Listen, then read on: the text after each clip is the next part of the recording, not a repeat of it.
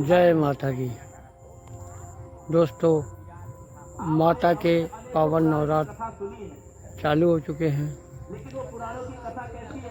आज माई का तीसरा नवरात्र है, चंद्र घंटा माई का। आज 5 अक्टूबर 2024 दिन शनिवार है और मैं माँ के पावन नवरात्रों के दिन आज तीसरे नवरात्र में गंगा जी के घाट पर आया हूँ और ये माँ पावन गंगा हैं। आप भी माँ के दर्शन करें। दोस्तों, ये इलाहाबाद के कौशाम्बी ज़िले के माँ शीतला, कड़ेवासनी माँ शीतला के धाम का नज़ारा है। यहाँ पर एक माँ शीतला का शक्तिपीठ भी है, जो मैं अभी आपको दिखाऊंगा। आप देखिए, कितने साधु लोग घर छोड़ करके जंगल में चले जाते हैं, गुफा में चले जाते हैं, शादी विवाह नहीं करते, नौकरी धंधा कुछ नहीं करते, घर गृहस्थी। ये गंगा उस पार दोस्तों, प्राप्ति के लिए वो कहाँ जा रहे हैं? दूर तक जा रहे हैं, समाधि लगा रहे हैं, योग कर रहे हैं। आप क्योंकि मेरे भोग में मोक्ष नहीं है। माँ गंगा का दर्शन कर सकते हैं। और यह प्राप्त भोगा न तत्र मोक्षः। जहाँ पर भोग है वहाँ मोक्ष नहीं, और जहाँ मोक्ष है वहाँ पर भोग नहीं है। जहाँ पर मोक्ष है वहाँ पर भोग नहीं है। ये गंगा माई का पावन घाट। ऋषियों ने ये बात पूछी है कि हमको ये बताइए कि ऐसा कोई उपाय है जो भोग और मोक्ष दोनों को देने वाला हो, जिसके लिए हमको जंगल में जाने की आवश्यकता ना पड़े, गुफा में जाके समाधि लगाने की आवश्यकता ना पड़े, खूब तपस्या न करना पड़े, खूब बड़े बड़े यज्ञ न करना पड़े, कोई बहुत बड़े बड़े कृष्ण तांत्रायण आदि व्रत हमको न करना पड़े। ऐसा कोई उपाय है? और बोले ये दोनों देने वाला हो, लेकिन बोले कैसे? अनायासेन सर्वथा, अनायास देने वाला हो, बिना परिश्रम के देने वाला हो। सोनक जी बड़े प्रसन्न हो गए, सूत जी बड़े प्रसन्न हो गए। सूत जी ने कहा, सुनिए, तावद गर्जन्ति तीर्थानि पुराणानि व्रतानि च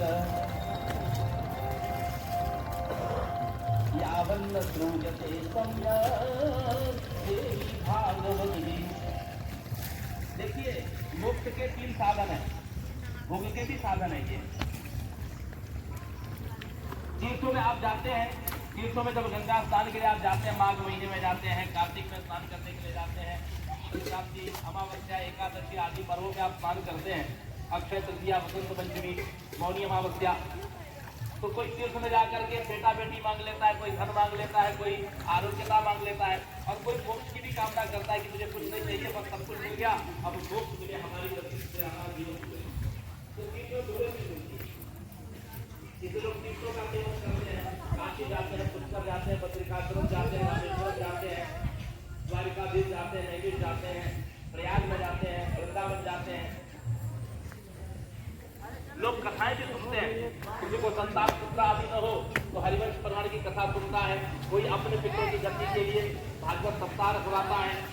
ये ब्रह्मदेव हैं दोस्तों। व्रत भी लोग करते हैं। व्रत के द्वारा भी चतुर्थी, पूर्णिमा, एकादशी आदि आदि पूर्णिमा आदि के व्रत लोग करते हैं। तो ये 3 साधन तो है, पुराण की कथा करना और तीर्थों का सेवन करना। कोई कहता है कोई कहता है कि तीर्थ सेवन से कोई कहता नहीं, कथाएं सुनना, पुराणों की कथा सुनना श्रेष्ठ है, भागवत आदि कथा सुनना। हर हर महादेव।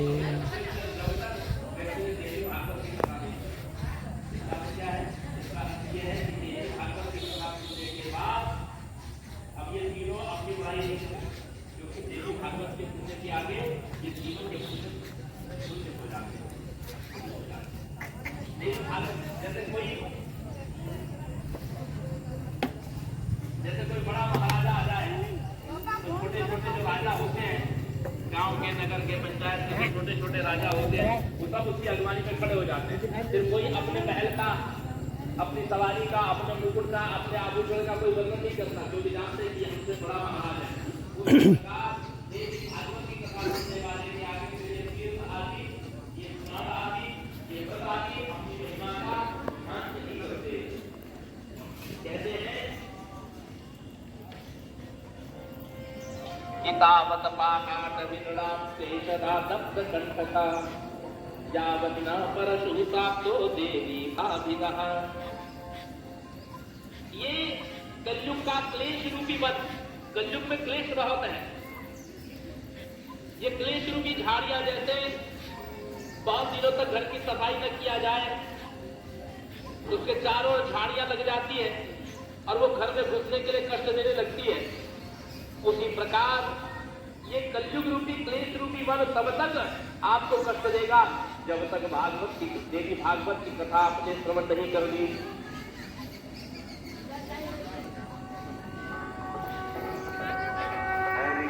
हरे कृष्ण कृष्ण कृष्ण हरे हरे।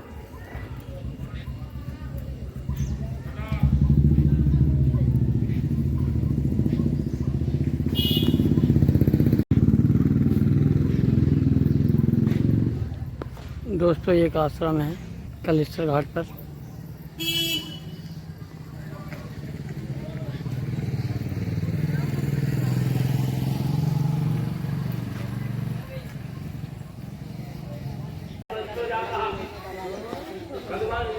दोस्तों ये माता के नवरात्रे आज तीसरा पावन दिन, माता दुर्गा के स्वरूप चंद्र घंटा का तीसरा दिन 5 अक्टूबर 2024।